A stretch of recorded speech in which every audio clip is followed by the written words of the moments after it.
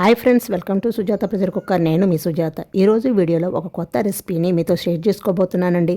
ఒక కప్పు అలసందలతోటి గుల్లగా క్రిస్పీగా అలసంద జంతికలు చాలా రుచిగా ఉంటాయి.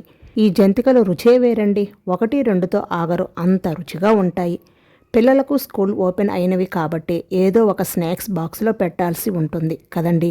లేదు, పెద్దవాళ్ళైతే టీ టైంలో ఏదో ఒక స్నాక్స్ ఉండాలి కాబట్టి ఎంతో టేస్టీ అండ్ హెల్దీ అండ్ క్రిస్పీగా ఉండే అలసంద జంతికలు చేసే ప్రాసెస్ ఏమిటో ఇప్పుడు చూసేద్దాం రండి. ఫస్ట్ దానికోసం 1 కప్పు అలసందలు తీసుకోండి. ఈ అలసందలతో చేసే ఈ జంతికలు తింటే పోషకాల లోపం ఉండదు. బరువు తగ్గాలనుకునే వారు కూడా తినవచ్చు. ఇలా 1 కప్పు అలసందలు తీసుకొని స్టవ్ ఆన్ చేసి ఫ్యాన్ మీద అందులోకి 1 కప్పు అలసందలు వేసుకొని లో టు మీడియం ఫ్లేమ్లో 5 నిమిషాల పాటు కలుపుతూ ఫ్రై చేయండి.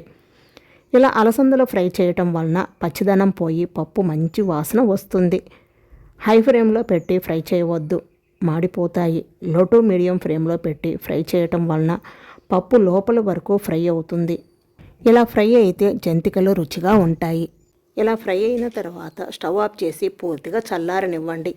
ఇవి పూర్తిగా చల్లారిన తర్వాత ఒక మిక్సీ జార్ తీసుకొని అందులోకి ముందుగా ఫ్రై చేసి చల్లారబెట్టిన అలసందలు వేసుకొని గ్రైండ్ చేయండి. వాటర్ ఏమీ వేయాల్సిన అవసరం లేదండి. పొడి పిండి గ్రైండ్ చేసుకోవాలి. చూడండి, ఇలా పలుకులుగా గ్రైండ్ చేసుకోవాలి. ముందు మధ్యలో ఆపుకుంటూ మళ్ళీ మెత్తగా గ్రైండ్ చేసి తీసుకోండి. చూడండి, అలసందలు మొత్తం మెత్తగా పౌడర్ లాగా అయిపోయింది కదా. ఇప్పుడు ఈ పిండిని జల్లించుకొని తీసుకోండి.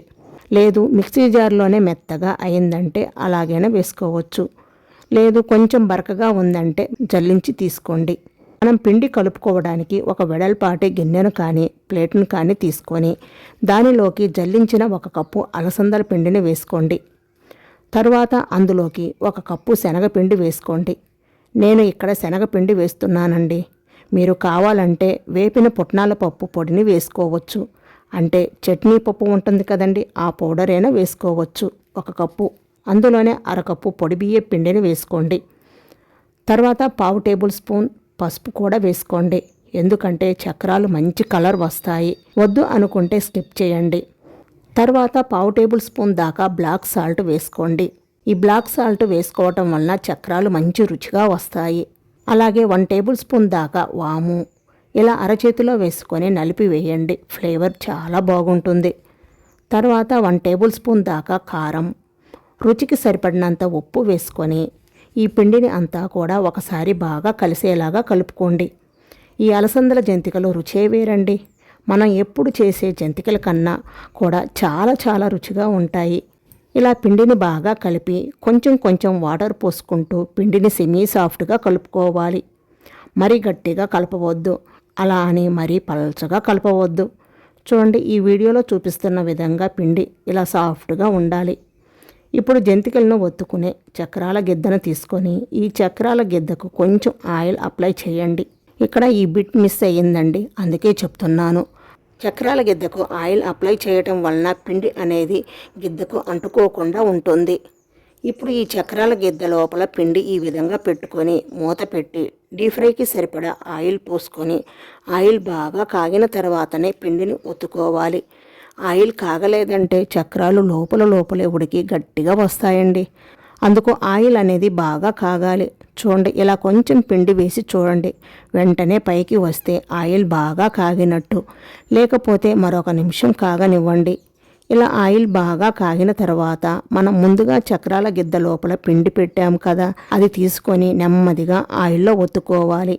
అలా చేయటం రాని వాళ్ళు అయితే ముందుగా ప్లేట్ మీద చక్రాలు ఒత్తుకొని తర్వాత ఆయిల్లో నెమ్మదిగా వేసుకోండి. ఇలా చక్రాలు ఒత్తిన వెంటనే కదపకుండా 1 నిమిషం అలా వదిలి ఆ తర్వాత రెండో వైపు తిప్పుకోండి.